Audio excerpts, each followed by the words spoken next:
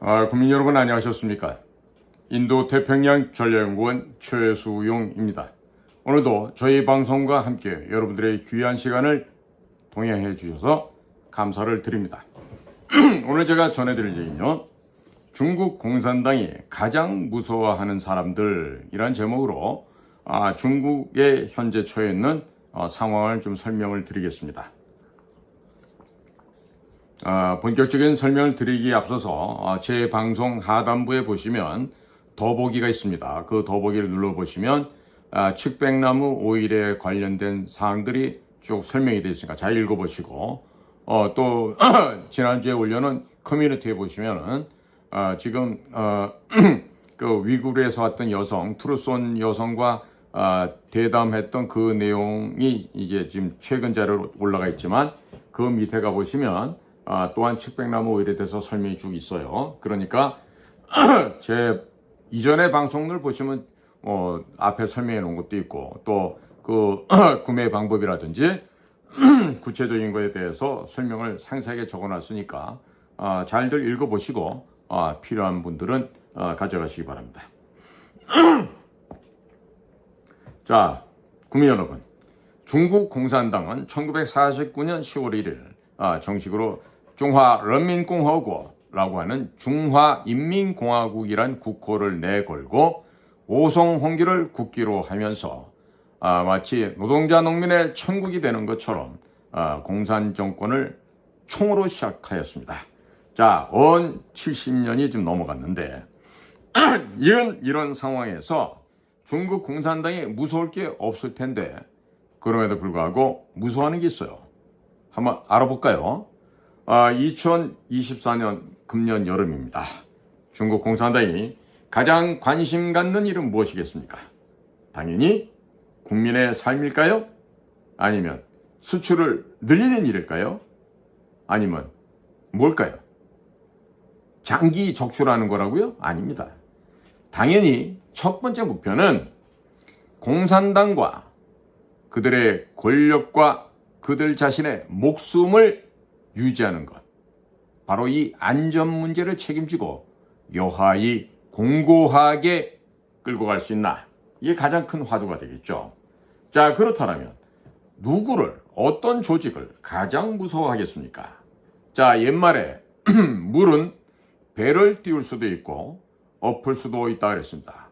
수는 제주요, 수는 복주라고 했습니다. 중국식 표현을 하면요, 水能载舟,水能覆舟 이렇게 됩니다.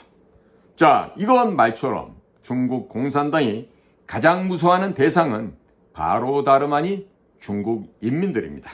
자, 그간 국내외에 공개된 6가지 사실을 소개해 올리도록 하고 과연 왜 중국 공산당이 이를 두려워하는지를 아마 이해하시게 될 겁니다. 첫 번째로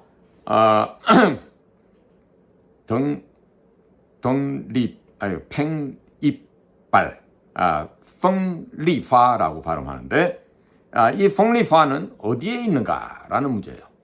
2022년 10월 14일 중국 공산당 제20차 전국 대표자 대회 3일 전 보안이 가장 철저하다고 하는 베이징 해전구 베이징시 하이덴区서통차오 거기 가시면 사통교라고 하는 그 인터체인지 같은 게 있는데요.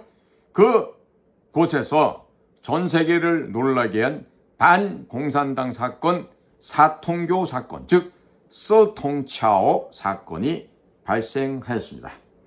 노란색 안전모에 작업복을 입은 남자가 이 사통교, 서통차오 좌우에서 긴 현수막을 걸쳐놓고 확성기로 밥을 달라, 자유를 달라, 선거를 달라, 시진핑을 파면하자라고 고함을 친 후 바로 12시 30분경 경찰차에 압송된 지 벌써 2년이 되었습니다만 아무런 소식도 그가 어디에 있는지 알 수 있는 바는 전혀 없었습니다.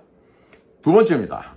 1989년 6월 4일에 발생했던 천안문 도살 사건이 있죠. 바로 6.4 천안문 사건인데 그 6.4 천안문 사건이 발생한 지 35주년이 되었지만 아직도 천안문 도살 학살 사건과 같은 것이 공산당에게는 두려운 것 같습니다. 1989년 6월 4일 천안문 도살은 당시 덩 샤오핑 이 등소평의 지시로 진행되었던 대학살극이었습니다. 공산당은 모든 수단 방법을 가리지 않고 중국인의 관련된 기억을 지우고자 하여 젊은이들은 아예 모른다고 하지만 이들 공산당에게 있어서는 육자와 사자, 즉 육사 사건이 있었던 6월 4일이라는 것은 아주 민감한 날이 되었습니다. 세 번째, 귀주대학교,贵州大学의 그 귀주대학교 경제학,经济学 담당했던 양소정 교수는 왜 잘렸나? 양샤오정教授 왜? 무엇 때문에 잘렸습니까?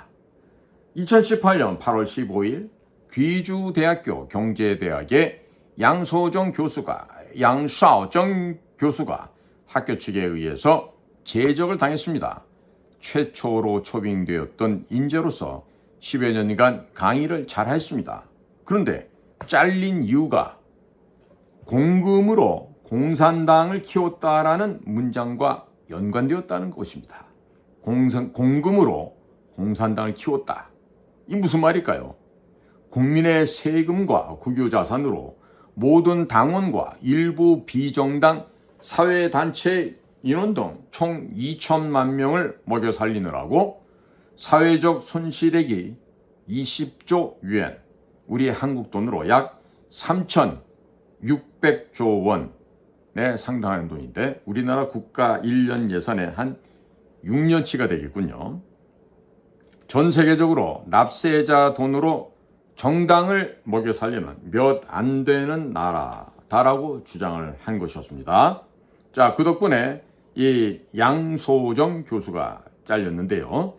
2021년 양회 기간 중에 전국 정협위원이고 또 섬서성 정협 주석이었던 이동옥, 리동위, 이 이동옥이 제안서에서 언급한 바에 의하면 2019년 어느 지방현의 관민 비율이 1대5로서 5명의 백성이 1명의 관리를 먹여 살리는 것으로 나타난 것입니다. 자, 이 사람도 양심에 의거한 진실을 말했다고 밥그릇을 박탈당하고 입을 막히게 되었는데요. 바로 이런 행위를 하는 것이 공산당입니다. 네 번째, 관리의 재산 공개는 하늘에 오르는 것보다 어렵다라는 이야기입니다. 왜 관리들의 재산 공개가 하늘에 오르는 것보다 어려울까요?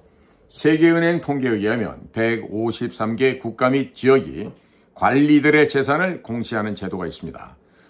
스웨덴의 경우 1995년 10월 부수장이었던 살인이 공용카드로 한 몇십 크로넷의 초콜릿, 한국 돈으로 환산하면 대략 한 2,000원에서 3,000원 되는 이것을 부수장이 공용카드로 산 것이 공개돼서 사직을 하였습니다. 중국에서 들으면 비웃습니다. 병신이라고.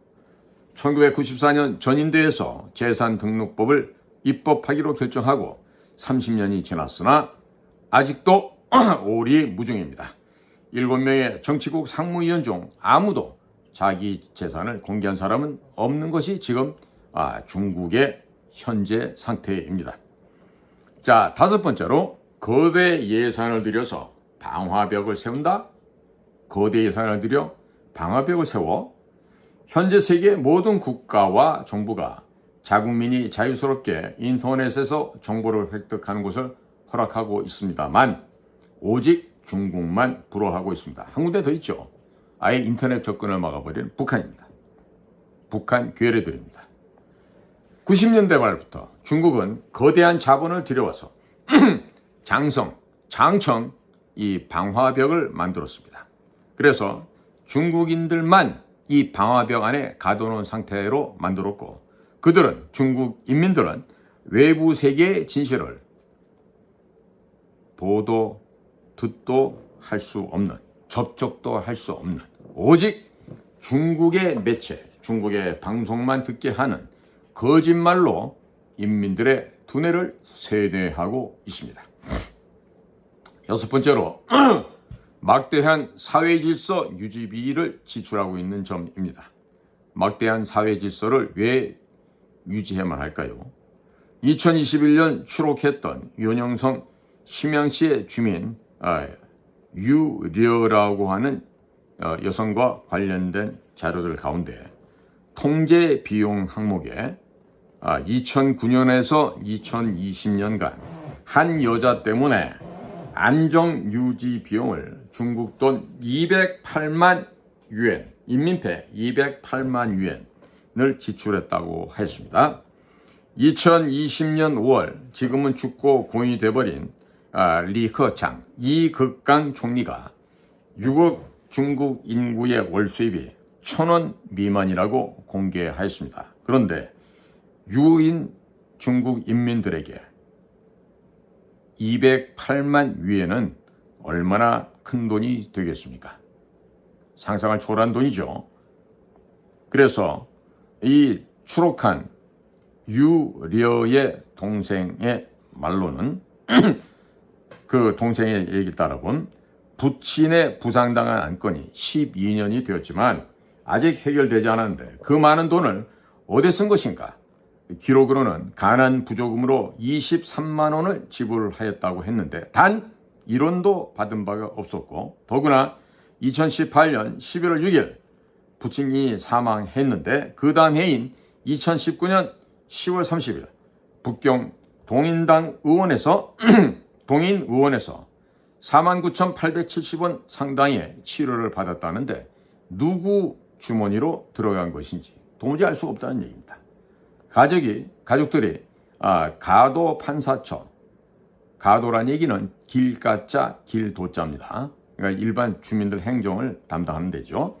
이 지혜따 반수축 혹은 가도 판사처 책임자에게 208만 위엔의 안정유지비 세목을 공개하라고 요구를 했더니 그렇게 할 수 없고 조사해도 알려줄 수 없다라는 답변이 되돌아왔다는 것입니다.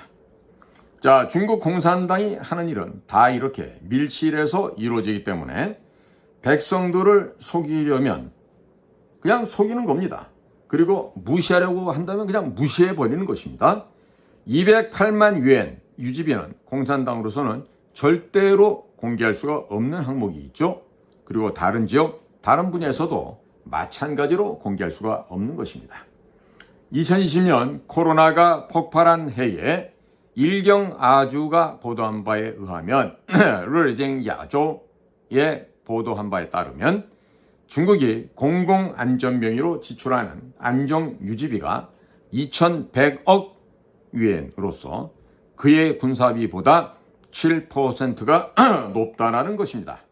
우리나라에서도 650조 되는 국가 예산 가운데 시민단체 102조 3천억 그리고 성인지 예산으로 24조 도합 126조 3천억을 지출을 한다고 합니다. 뭐 중국하고 다를 바가 거의 없네요.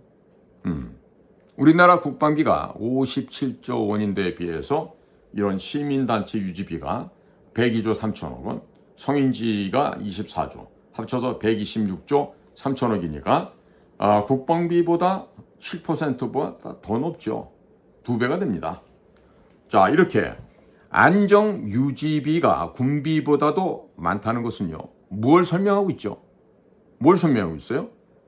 공산당은 인민을 최대의 적으로 삼고 있다란 이 점이죠.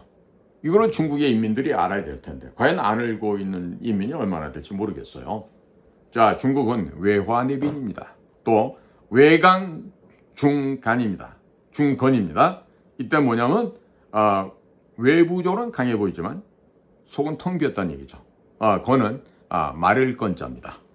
중국어로 건조하다 그러면 깐짜오라고 얘기하는데 걸륭제라고 얘기할 때 이때는 치엘롱이라고 발음을 합니다. 즉 글자는 같지만 상황에 따라서는 발음이 달라지는 글자가 바로 이 말을 건자가 되겠습니다.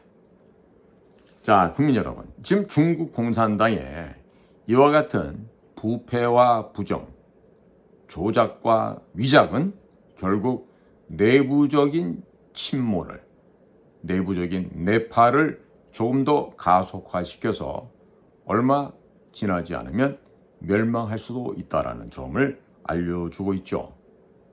자, 우리는 반드시 이와 같은 국제 정세의 변동 상황을 미리 감지하고 미리 대비함으로써 지금으로부터 정확히 120년 전에 러일 전쟁을 겪으면서 나라 꼬라지가 망해버리는 그런 망조가 될 일이 아니라 이제는 바야흐로 대한민국의 국군이 융성해서 대륙으로 뻗어나가고 바다로도 뻗어나가는 그러한 나라를 만들어야 되는 게 오늘 살고 있는 우리들의 책임이 아닐까, 이런 생각을 해봅니다.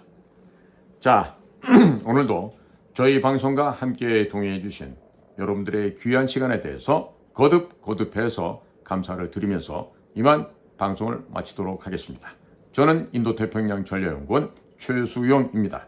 감사합니다.